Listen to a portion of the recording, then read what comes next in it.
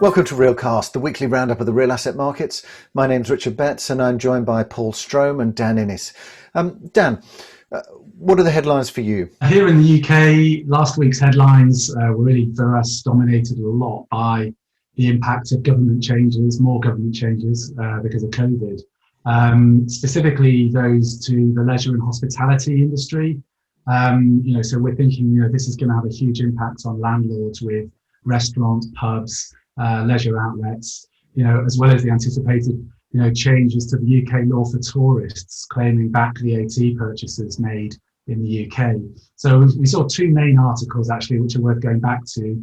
One in particular, which was an opinion piece in City AM by Box Parks founder Roger Wade, and he's effectively a landlord and a retailer himself with his schemes in Wembley, Croydon and Shoreditch. And he's sort of recognising the huge impact this 10 p.m. curfew. Roger said that he's made the decision to support this cancel the curfew campaign. He's looking to give that a bit of oxygen in the hope that pressure will kind of force the government into making a bit of a U-turn on those kind of restrictions. And of course, in the last few weeks, we've been seeing the incredible job being done by Hospitality UK's chief exec, Kate Nichols. She's warned that the industry may lose as many as over 500,000 jobs by the end of the year. So the impact of these changes is really incredible.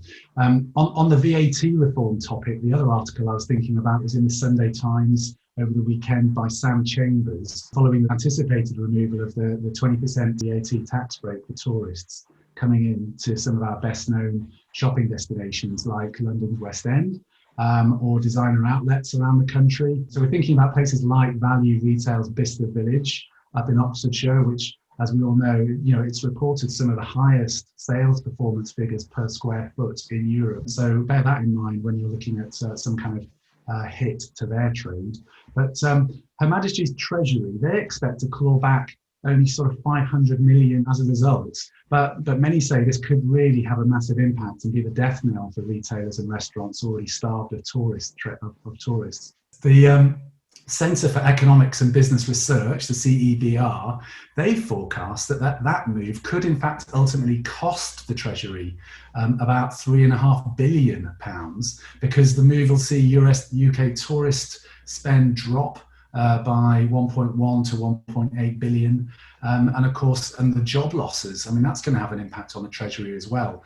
So many across the real asset markets are really calling the government for a bit of a rethink.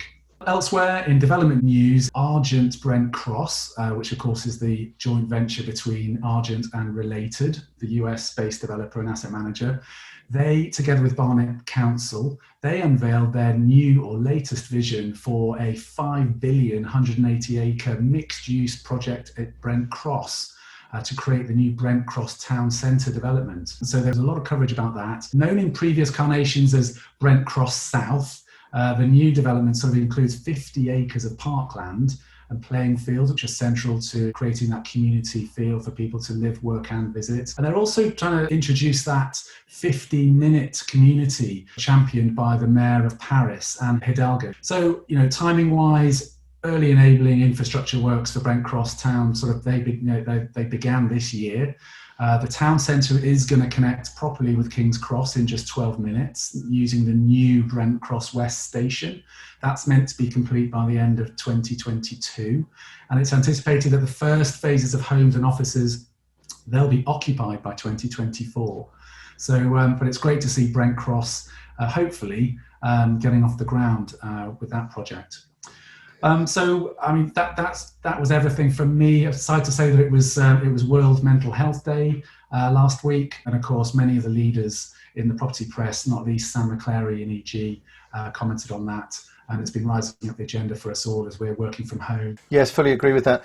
Also interesting to see some of those developments, particularly the Scott Malkin one, as well in terms of Value Retail, because that's one of the first signs now of Brexit and how those negotiations actually work, that these are now beginning to be the real aspects of this that are now coming out as we get closer to that date, and I expect to see far more of that.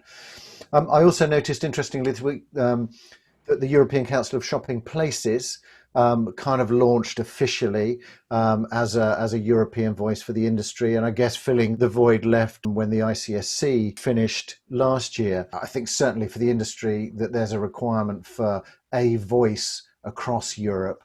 And good to see that there are important founding members in there like ECE, SES, Sonae Sierra, Unibail Rodamco, Westfield. So it'll be interesting to see how that develops. Paul, what have you been seeing? Well, while we're looking for glimmers of hope, I was interested by the fact that Korean company Hyundai Investments and Paris-based investment house La Francaise had acquired their first asset for a newly established joint venture. And they've worked together before, but this time they've bought a 12,000 square metre office building in Essen, Germany, in a sale and lease back with energy company RWE. There's no indication yet of what they've paid, but Hyundai and La Francaise want to create a core plus portfolio of modern office buildings in established business districts in Germany, Belgium, Netherlands, Luxembourg and Ireland. Notably, France and the UK are missing from that list. Further acquisitions are planned over the next 12 months, they said, and their rationale is that the European real estate market is showing positive signs in terms of valuations and rental values. As I said, La Francaise has worked with Hyundai previously, and notably in 2018, as Hyundai was part of a consortium that acquired a building called Le Balthazar, not far from the Stade de France in Paris. Now that Korean story links with another story. Last week, LaSalle announced a 435 million first close of its fourth European debt fund series and said it puts them on track to raise $1 billion. And the funds is providing mezzanine debt secured on property in Germany, Netherlands, UK, France and Spain. LaSalle said the commitment so far from existing and new clients in Europe and Asia, but wasn't more specific than that. But in Korea, the English language Korea Economic Daily reported that named Korean investors have committed over 80 million to the fund. That's about 20% of the first close. The point of mentioning that is that together the stories perhaps indicate a continuing substantial Korean interest in Europe, despite the current economic headwinds. In Hyundai's case, it seems to preclude investment in France and UK. They're perhaps slated there from the rash of previous deals that occurred in 2018 and early 2019. And at that time, there were a lot of high-profile Korean investments in Paris in particular, and in particular in La Défense. But there were also investments in Amsterdam, Frankfurt, and even Bratislava attracted Korean money. But it's not been quite so conspicuous of late.